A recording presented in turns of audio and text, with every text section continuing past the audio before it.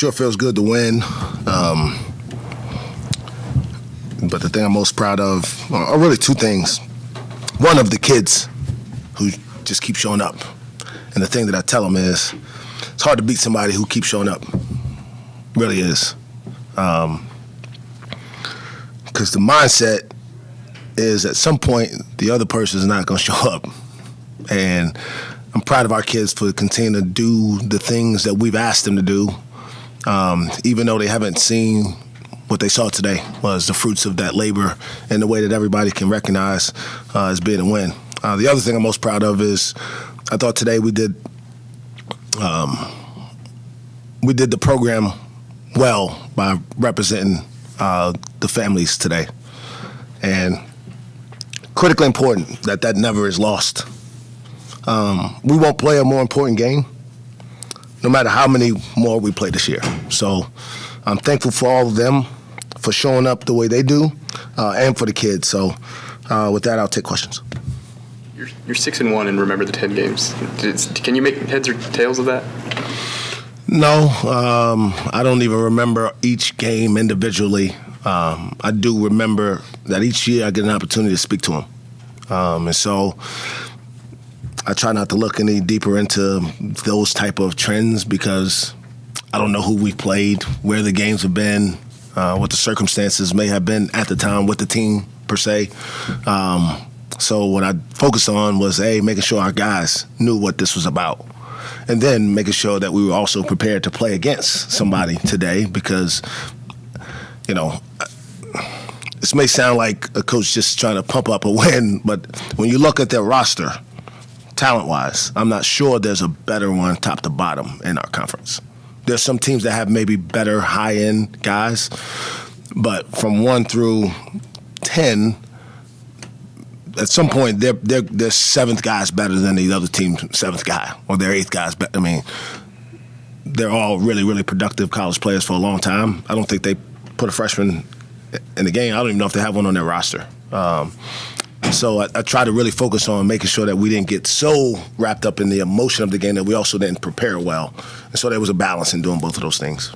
I know you'll be asked by those of us about some of the offensive circumstances late in the game, what happened, corner three and free throws and all of that. But the last 3 minutes, every defensive possession, it was screwed down by your guys. Yeah, I mean, it's one of the things that, I think we talked about the other day is the game is it's a simple game, but it's not an easy game to play.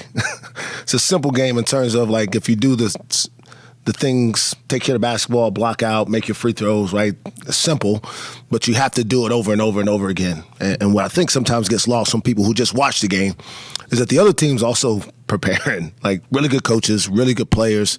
And sometimes offensively, their adjustments to what you do have really made a difference in how you're able to execute. And I thought that our guys did that today. They made 2 significant runs at us, one in each half, that we just knuckled down and said, no more. I think it was a mindset, it was a determination that we haven't seen. The theme in our practices the last couple of days have been about finishing. Early on, we were getting off the good starts, and then we weren't sustaining through the middle of a game, or we weren't responding when the other team did. And then we got to a point where we actually were sustaining quite a bit, and we weren't finishing. And today was the first day that we got off to a good start. They made a run, which is going to happen. We responded. It was back and forth for a while, but then we were the better team to finish. And some of it is just a matter of confidence in those situations. And today we actually kind of got over the hurdle. We can't assume that it's automatic now. The only thing that's automatic is age. I tell them all the time, age is automatic, but growth is intentional. And we have to grow from this the same way we grew from the last few losses. It seemed like you guys made it a point to get some paint touches throughout the game. Was that a point of emphasis going on? Yeah. I mean, again, in many ways, you kind of helped me, and I was going to do the research anyway, but getting the actual detail, the numbers, and what we were lacking on doing, we made the free throws, which was helpful, but being able to just make up our mind, and we took a lot of jump shots still. I mean, it's a hard game to play not shooting threes. I get, like, we're not making them, but if John Michael's wide open after a driving kick, I mean, I'm going to live with it. I watched a kid make $25,000 this summer. And so you don't just throw that away because you are 0 for 4 in the game if you're open. You got to have some courage and believe and live with the results sometime. But there was a concerted effort of getting the ball to the paint, playing inside with BG a little bit more today, and trying to get ourselves in position to get fouled. I'd love to ask Javon, and I know you can't speak for him, but with the 12 rebounds thrown in there, do you think that was his most well-rounded game he's played at the college level?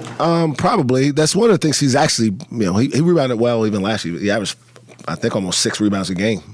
For a point guard, it's really good.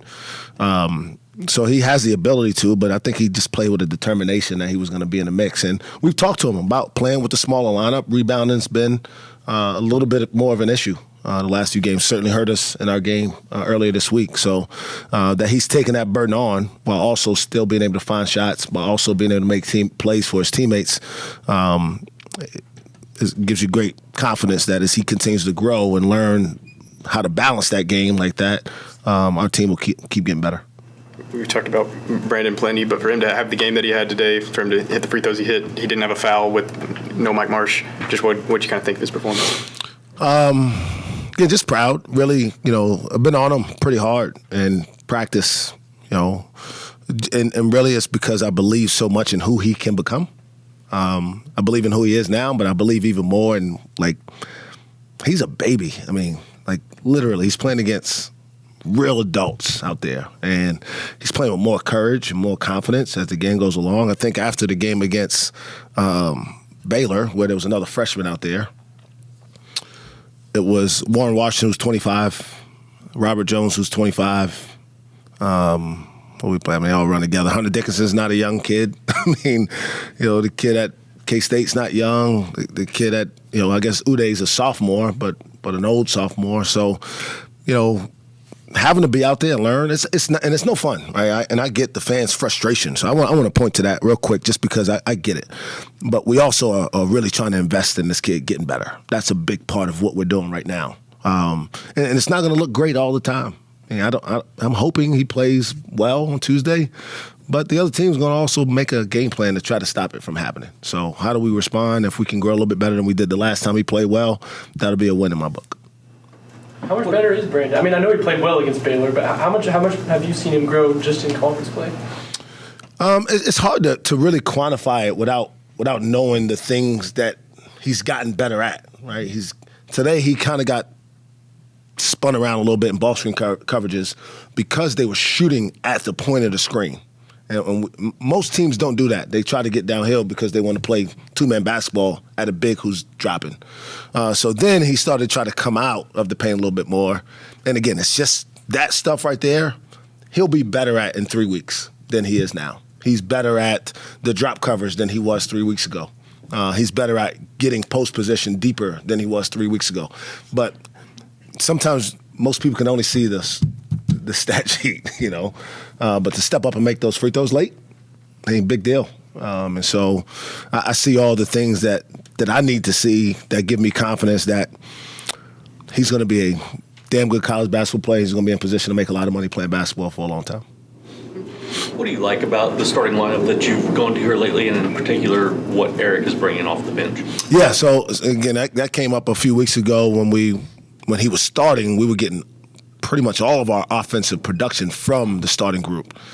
And you need some balance. And so he gives us that. We know he can score. He's a guy who's going to come in, and I don't know if it's 8 or 18, but he's going to get some baskets, but he's a threat to score.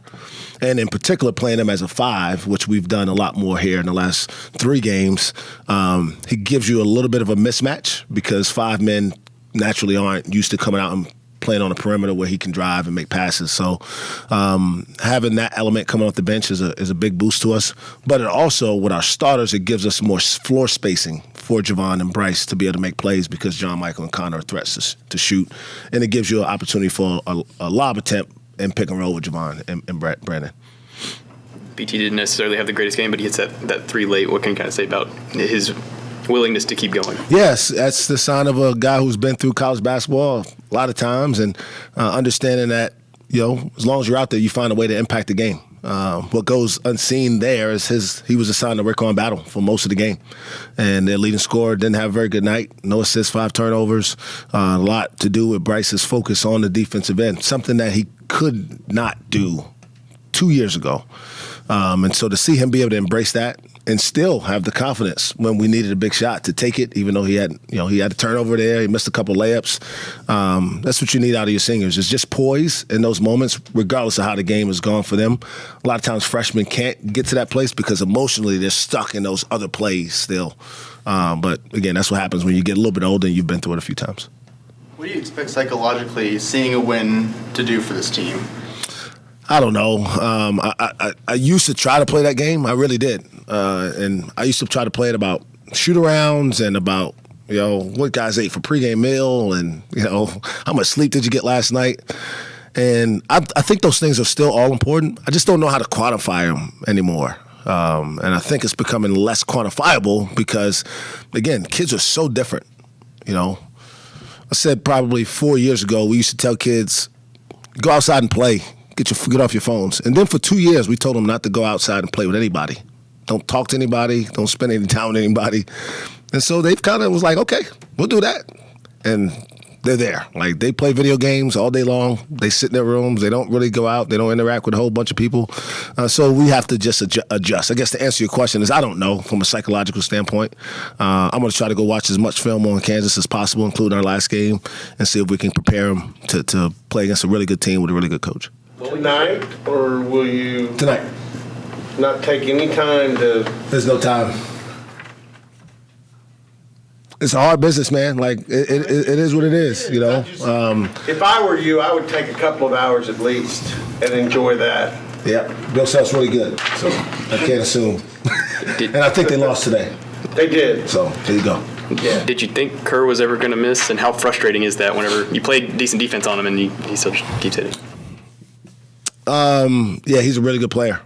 We recruited him a little bit when he first got in the portal, and we knew he shot it, but he's still more facilitating minded. But I think once battle wasn't going, he started to get more aggressive. And then again, I've been there guarding guys. You got to try to make it hard for them to catch it, because if they get a good look, everybody's seen a good player get into a groove. Sometimes it doesn't matter how good a defense you play once they're in that kind of mode. But he missed a couple late that we needed him to miss because we kept pursuing. And I think over the course of the game, maybe our defense did wear him down a little bit. But that happens, man. You got to respect the game enough to know that a really good player sometimes gets going. And, unless you stop him from catching it, he's probably going to get a good shot. What would you say about your defensive ability to not get in foul trouble, especially in that first half? That really hasn't been an issue for this team. Maybe it's part of, us not being as aggressive or physical defensively. But fouls haven't been much of an issue for this group. So I'm not really surprised by that. We don't really play in a way that puts us in position to foul a lot. But I did think that we rebounded well, which was really, really important. That's something we have been struggling with lately.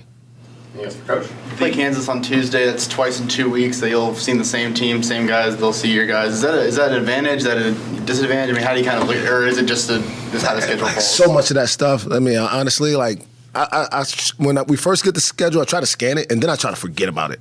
Like, preparing for West Virginia is like nauseating. So to think about Kansas at all in that moment, like, just shoot yourself. Like, what are you gonna do? So, like, I don't know. I haven't thought about it, but I'm going to go upstairs and get the film and turn on, see how they lost today and see if we can replicate some of those things, see the things that we didn't do well when we played them 2 weeks ago and try to do those better and see if we can put ourselves in position to do something that's been really, really hard for a lot of people, which is going to Allen Fieldhouse win. Thanks, everybody. We appreciate it. Thanks, guys.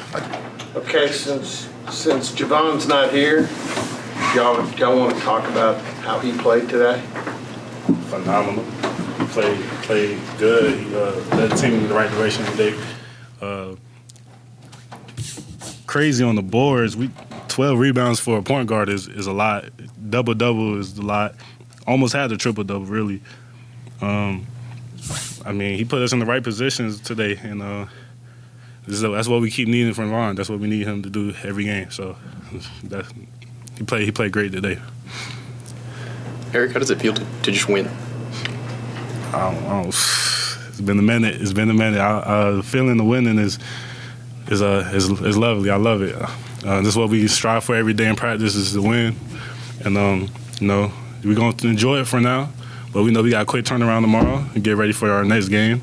And, we're just going to enjoy it right now for the fans. And we won today for the 10. That's why I got the shirt on today.